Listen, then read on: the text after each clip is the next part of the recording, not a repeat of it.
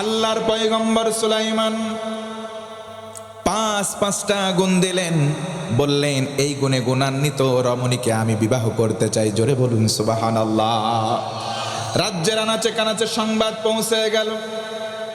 এই সংবাদ পৌঁছে গেল একটা জেলে পরিবারের কাছে, যারা দিন প্রতিদিন মাছ ধরে ধরে ইনকাম করে ভাত খায়। মাছ যারা বিক্রি করে সমাজ পরিচালনা করে, রাষ্ট্র পরিচালনা করে, পরিবার পরিচালনা করে, মহল্লা পরিচালনা করে। এমন একটা বিশাল এরিয়া, ওই বিশাল এরিয়াটা ছিল পল্লী, সবাই মাছ ধরে দিন পাত করত। ওই একটা জেলে পরিবারের কাছে সংবাদটা চলে গেল। জেলের একমাত্র একটা মেয়ে, নাম হলো জামিলা, দেখতে অত্যন্ত সুন্দরী। জোরে বলুন সুবহানাল্লাহ। অত্যন্ত সুন্দরী মেয়ে, নাম জামিলা। মায়ের সঙ্গে বসে গল্প করে। আলাপ করার সময় দেখে বলে, মা, আল্লাহর পয়গম্বর সুলাইমান নাকি বিয়ে করতে চাই। আমার দিলের মধ্যে একটা খায়েশ, একটা তামান্না, আমি যদি তার বউ হতে পারতাম, আমি যদি তার বিবি হতে পারতাম, আমার বাকি জীবন তার খেদমত করে কাটিয়ে দিতাম। সুবহানাল্লাহ। আমাদের ঘরের মেয়েরা যদি হয়, তাদের চিন্তা ধারণা অন্য। তারা চিন্তা করে বড় লোকের বাড়ি যদি বিয়ে হয়, সারা জীবন ঠ্যাঙের পর ঠ্যাং তুলে দেব, আরাম আয়েশে কাটাবো। কথা বলেন মুসলমান, ঠিক কিনা? কিন্তু জামিলা বললেন, ও আমার মা, আমার দিলের মধ্যে একটা তামান্না, নবীর খেদমত করব, জীবন পরিচালনা করব, নেক একটা নিয়ত। জোরে কোন সুবহানাল্লাহ। এই কথা যখন দুইজন বলা বলি করে, মা আর বেটি, পাশ দিয়ে যাচ্ছিলেন একটা মানুষ, চিন্তা করলেন কি বলে, দেয়ালের সঙ্গে কান লাগায় দিল। আজকেও দেখবেন পাবনার জমিনে সমাজের মধ্যে এমন কুটনি বুড়ি অনেক আছে। বাড়ির মধ্যে কথা হয়, রাস্তা দিয়ে যাওয়ার সময় আস্তে করে দাঁড়ায়, দেখে কান লাগায়, ঘরের মধ্যে কি কথা হয়। কথা বলেন, ঠিক কিনা? আল্লাহ রাব্বুল আলামিন কোরআনে হারাম ঘোষণা করলেন। আল্লাহ তাআলা বলেন, ওয়ালা তাজাসসু, তোমরা গোয়েন্দাগিরি করো না, অন্যের ঘরের কাছে গিয়ে কান লাগায় না। জোরে কোন আল্লাহু আকবার। এই খবর চলে গেল সুলাইমান আলাইহিস সালামের দরবারে। উজিরের কাছে সংবাদ গেল। যাওয়ার পরে বলা হলো, নবী সুলাইমান, তোমার কাছে একটা ফকির পরিবারের থেকে বিয়ের প্রস্তাবনা আসছে। নবী সুলাইমান আলাইহিস সালাতু ওয়াস সালাম চিন্তা করলেন, ব্যাপার কি? আমি হলাম রাষ্ট্রের প্রধান, গোটা পৃথিবীর শাসনভার আমি সুলাইমানের হাতে। জোরে আল্লাহু আকবার। আমি সুলাইমান বিবাহ করব, 5টা গুণ, তার মধ্যে গুণ নাই ফকিরের ঘরের। জেলে পরিবারের মেয়ে, নিজের অজান্তে অন্তরের ভিতরে একটুখানি অহংকার চলে আসলো। আল্লাহর পছন্দ হয় নাই, আল্লাহ পছন্দ করেন নাই। চিন্তা করলেন, সুলাইমান, তুমি এই কাজটা করলে আমি আল্লাহ পছন্দ করলাম না, এই জন্য তোমার শাস্তি দেব। জোরে কোন আল্লাহু আকবার। কি শাস্তি দেবেন? মুফাসসিরিনে কেরাম উল্লেখ করেন 8 মাস, কেউ কেউ বলেন 10 মাস, কেউ কেউ বলেন না প্রায় 1 বছর। তার খেলাফত রাজত্ব থেকে আল্লাহ রাব্বুল আলামিন তারে নামায়ে দিলেন। জোরে কোন আল্লাহু আকবার। কেমনি ভাবে নামিয়ে দিলেন? সুলাইমান আলাইহিস সালাতু ওয়াস সালামের কাছে ফেরেশতা আসলো। আল্লাহ জানিয়ে দিলেন, সুলাইমান, তুমি সাবধান থাকবা, আল্লাহ তোমারে পরীক্ষা করবে, তোমার সিংহাসন থেকে তোমারে নামায়া দেবে। কেমনে নামায়া দেবে? এমন একটা সুলাইমান, যেটা জিন তোমার আকৃতি নিয়ে তোমার দরবারে চলে আসবে, তোমার সিংহাসন দখল করবে। জিন এসে মানুষের আকার ধারণ করবে। ও মুসলমান, বলেন, জিন আশেপাশে আছে, এটা আমাদের বিশ্বাস হয়তো হয়? জিন বিশ্বাস হয়? প্রত্যেকের ঘরে জিন আসে। একটা আমল আছে, নবীজি বলেন, কেউ যদি আমলটা করে, ওই ঘরের মধ্যে জিন যায় না। জোরে কোন সুবহানাল্লাহ। আমলটা কি শুনবেন? নবীজি বলেন, সূরা বাকারা। জোরে বলেন তো কি সূরা? সূরা বাকারার তেলাওয়াত যেই ঘরে জোরে জোরে হয়, যত দূর সূরা বাকারার তেলাওয়াতের আওয়াজ যায়, তত দূর পর্যন্ত জিন শয়তান তার কুমন্ত্রণা দিতে পারে না। জোরে কোন সুবহানাল্লাহ। তাহলে সূরা বাকারা বলতে পারেন, হুজুর আমাদের তো অনেকে পারি না, সূরা বাকারা মুখস্থ নাই, অনেক বড় সূরা, মুখস্থ থাকা লাগবে কেন? বর্তমান প্রত্যেকের ঘরে ঘরে মোবাইল আছে না নাই? এই মোবাইলের মধ্যে অ্যান্ড্রয়েড মোবাইল ম্যাক্সিমামের ঘরে আছে। আপনি সূরা বাকারার তেলাওয়াতটা প্লে করে দেন, একটু জোরে আওয়াজ দেন, যতদূর আওয়াজ যাবে অন্তত পক্ষে অতদূর পর্যন্ত জিন শয়তান আসবে না। জোরে বলুন সুবহানাল্লাহ। নবী সুলাইমান বসে আছেন, ফেরেশতা এসে বলে, সুলাইমান সাবধানে থাইকো, কেন?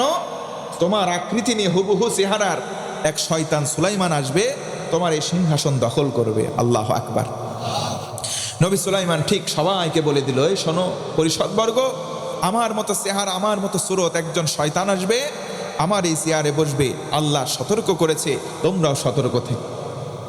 হঠাৎ একদিন নবী সুলাইমান আলাইহিস সালাম বাথরুমে যাবেন, তার হাতের আংটির মুজিজা এবং রেস্ট্রিকশন ছিল, এই আংটি পরে বাথরুমে যাওয়া যাবে না। উজিরের কাছে আংটিটা খুলে বলে, এটা রাখো, আমি হাজত সেরে আসি। বাথরুমে প্রবেশ করেছে, আর ওই সময় শয়তান জিন সুলাইমানের আকার নিয়ে উজিরের কাছে এসে বলে, আংটিটা দাও। উজির তো চিনতে পারে নাই কোনটা নকল কোনটা আসল, কারণ হাতের মধ্যে কারো আংটি নাই। উজির ভালো মনে আংটি দিয়ে দিচ্ছে। আংটি পড়ছে, পড়ার সঙ্গে সঙ্গে দৌড় দিয়ে রাজ সিংহাসন দখল করে বসে আছে। আর ওই মুহূর্তে আসল সুলাইমান বাথরুম থেকে বের হয়ে সুলাইমানকে বলে, তার উজিরকে বলে, আমার আংটিটা দাও। উজির চিন্তা করলো, কিরে, গতকালকেই না সুলাইমান আমাদের সতর্ক করছে নকল একটা সুলাইমান আসবে, এটাই নকল সুলাইমান, ধরে রে।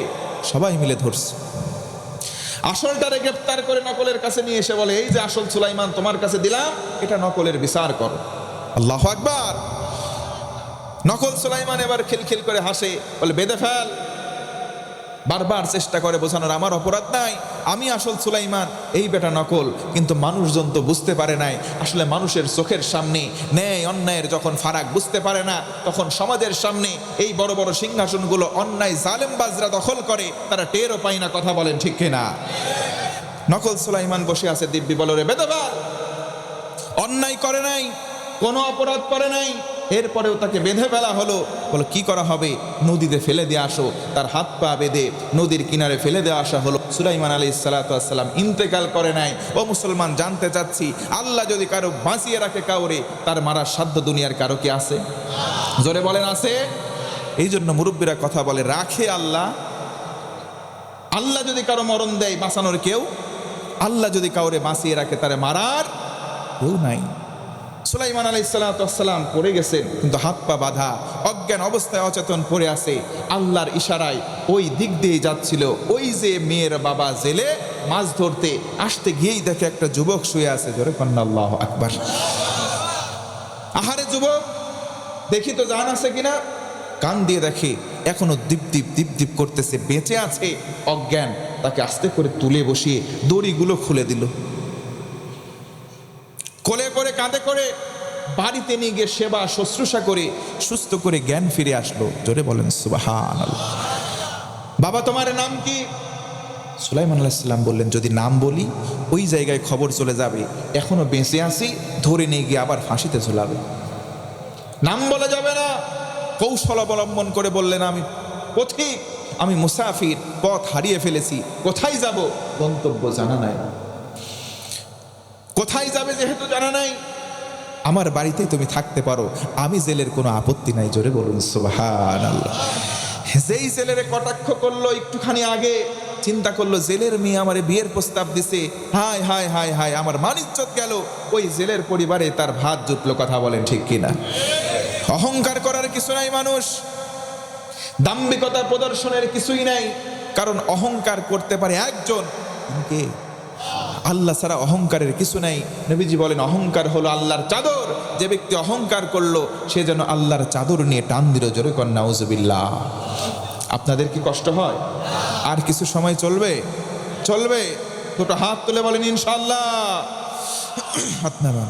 নবী সুলাইমান আলাইহিস সালাম বসে আছেন, স্বামী স্ত্রী দুইজন কথোপকথন করে। বলে, এতদিন হলো যুবকটা থাকবে, এক কাজ করো, তুমি তো মাছ ধরতে চাও, তোমার তো কোনো হেল্পার নাই, এরে তুমি সাথে নিয়ে যাও, তোমার হেল্পারের কাজ হয়ে যাবে। জোরে কোন সুবহানাল্লাহ। আল্লাহর পয়গম্বর সুলাইমান জেলে মাছ ধরে, আর তার সঙ্গে হেল্পারি করে, খালই হাতে করে মাছ বহন করে।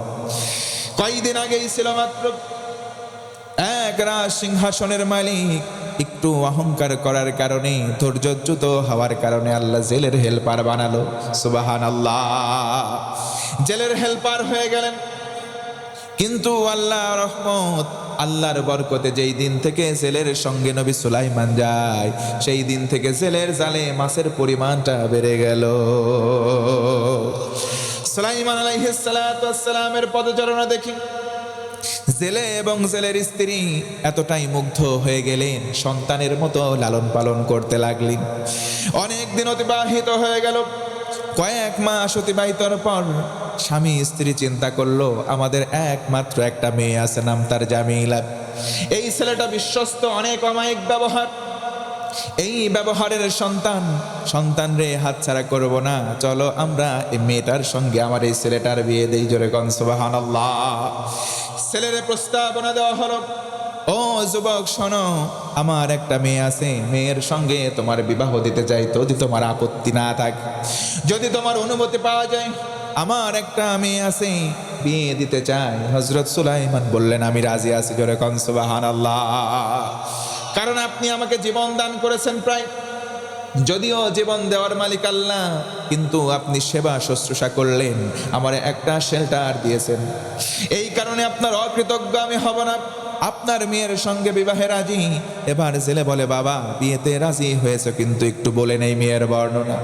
আমার মেয়ে দেখতে তেমন ভালো না, আমার মেয়ের পা নাই হাত নাই, আমার মেয়ে চোখে দেখে না, আমার মেয়ে কানেও শোনে না। এমন কথা শোনার পর কোনো ছেলে কি বিয়ে করতে রাজি হবে না কি ভাই? এই কথা শোনার পরে হযরত সুলাইমান আলাইহিস সালাতু ওয়াস সালাম মনটা একটু ব্যথিত হয়ে গেল, কিন্তু আল্লাহর দিকে স্মরণ হলো।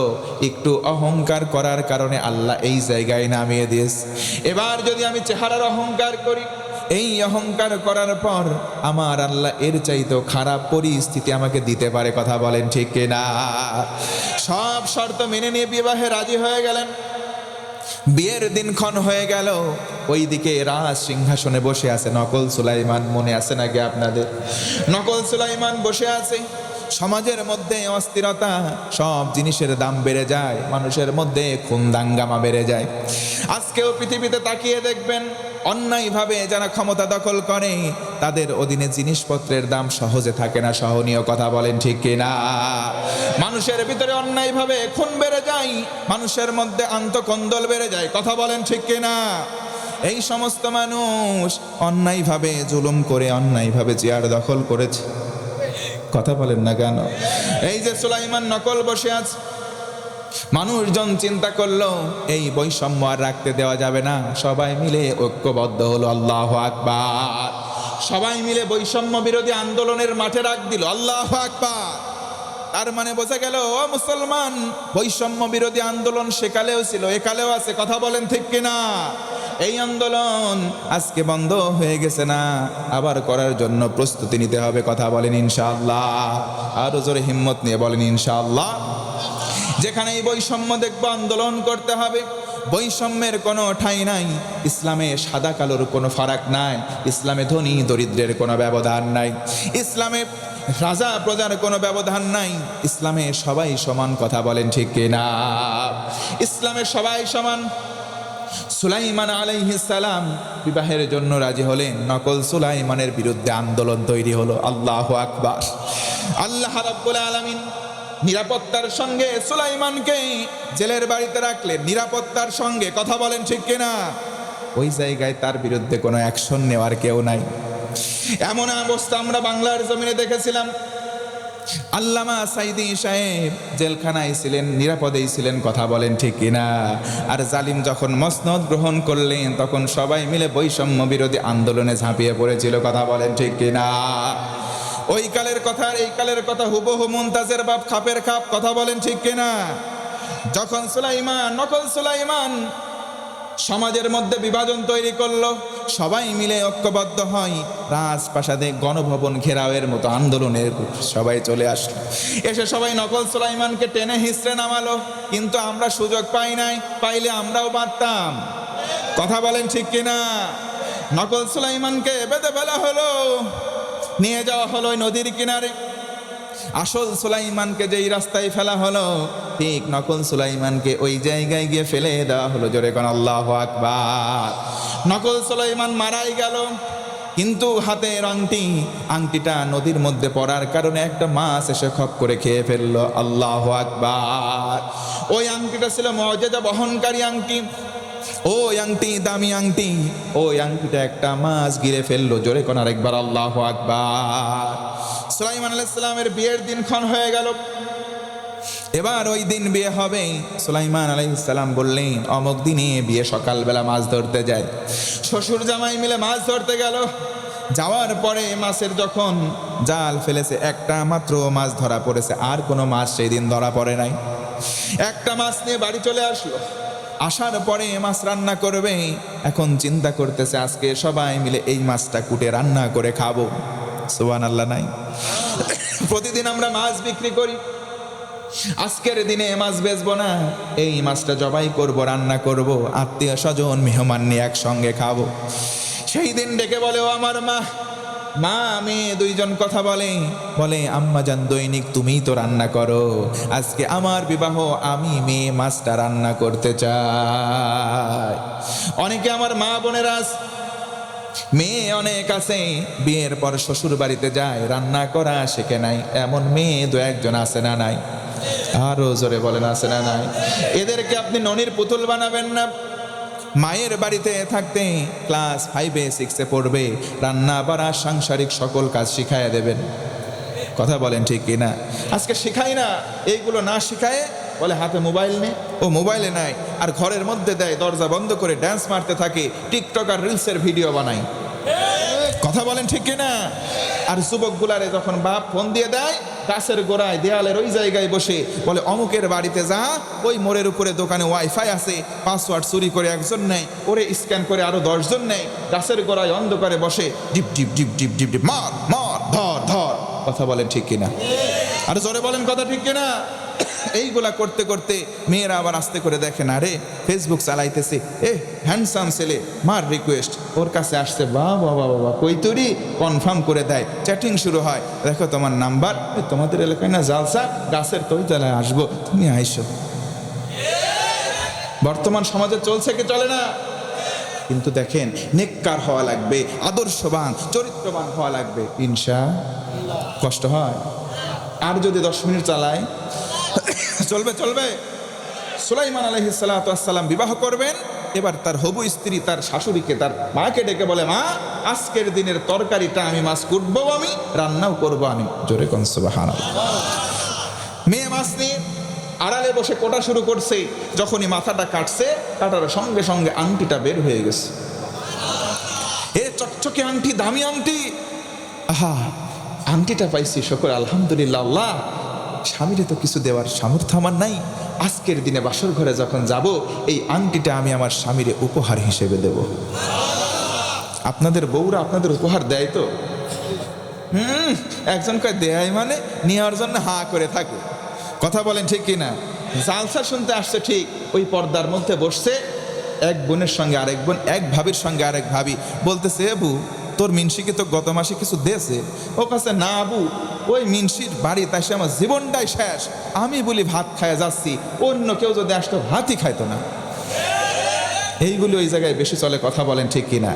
এই জন্য আমার মা বোনদের ওয়াজ একটু করার দরকার আছে না নাই? আছে তারা সংখ্যায় কতজন এরকম বসার জায়গা? বাবা বাবা, তাদেরও বসার জায়গা করা হয়েছে। জোরে কোন আল্লাহু আকবার। মা বোনদের পক্ষে বিপক্ষে একটুখানি ওয়াজ করা দরকার, কারণ ওনারা বিগত দিনে আমাদের দেশের ছিল সরকার। আজকে তাদের বিরুদ্ধে পক্ষে হোক বিপক্ষে হোক কথা কবই, ইটের উপর দিয়ে যদিও যাক মই, যদি রাস্তায় ব্যারিকেড দেয়, আপনারা একটু আমার সারাই দিয়ে পার করে দিন। ওরে কয় ঠিক, আপনাদেরকে ছাড় দেওয়া হবে না, ওদেরকে যদি অ্যাকশন নেওয়া হয়, আপনাদের ডাবল অ্যাকশন দেওয়া হবে। কষ্ট পাবেন? কষ্ট হয়। দেখেন, সুলাইমান আলাইহিস সালাম বিয়ে করবেন, মেয়ে আরে সোনালি মেয়ে, মারে ডেকে বলে, মা কাজ আমারে দাও। আর আজকের মেয়েদেরকে কি করা হয়, মেয়েকে যদি বলা হয়, মেয়ে তুই এই কাজটা কর, ঘরটা একটু ছাড়ি দে, বলে আমার টাইম নাই, এখন আমি মেকআপ করছি, দেখো না আমার মেকআপ নষ্ট হয়ে যেতে পারে। এইগুলো মেয়ে হতে পারে না, এগুলো লক্ষ্মী মেয়ে নয়। লক্ষ্মী মেয়ে যদি বানাতে হয়, আপনি গাছটা আগে ঠিক করেন। বিয়ে যেখানে দিচ্ছেন, বিয়ে বাড়িতে আজকে ডিপ ডিপ বাজনা বাদে বিয়েই জায়েজ হয় না।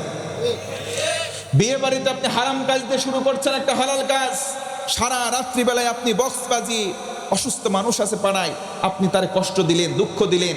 ওই বেচারা বৃদ্ধ মানুষ বসে আছে, শুয়ে আছে, আর চিন্তা করে, আহারে এত কষ্ট আমারে দিচ্ছে, ওদের উপরে আল্লাহ লানত করুক। এই যে বদদুয়া নিয়ে বিয়েটা হলো, ওই বিবাহের দাম্পত্যের সন্তান কখনো নেক সন্তান হতে পারে না।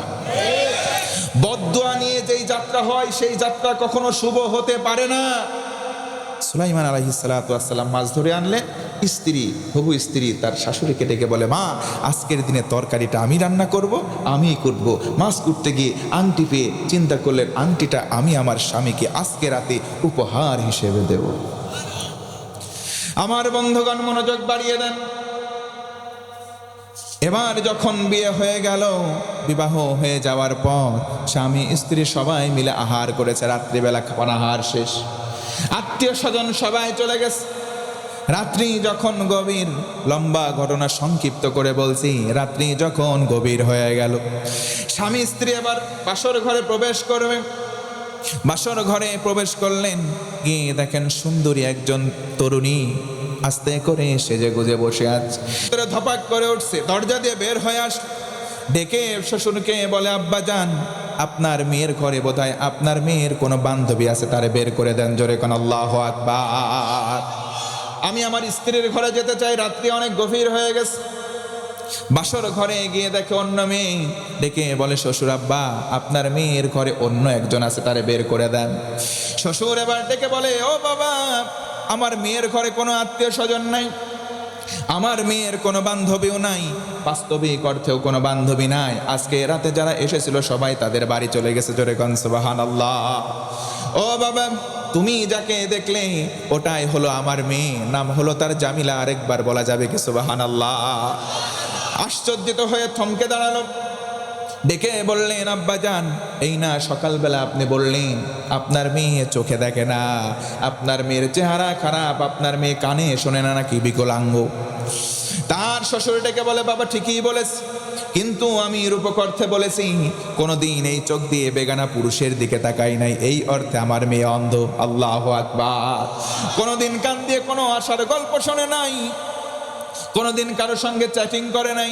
আজকে সমাজের মেয়েরা কানের মধ্যে হেডফোন গোজে, পুরুষ ভাইয়েরাও কানের মধ্যে হেডফোন গোজে আর হ্যালো হ্যালো করে।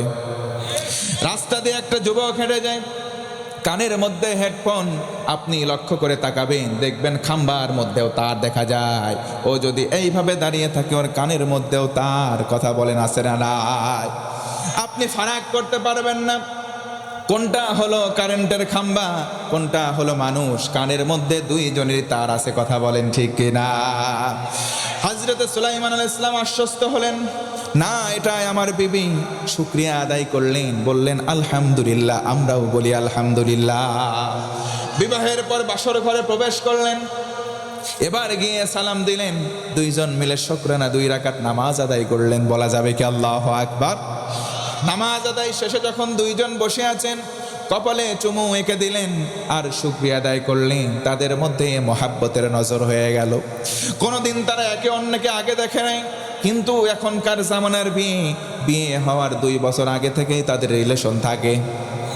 কথা বলেন ঠিক কিনা?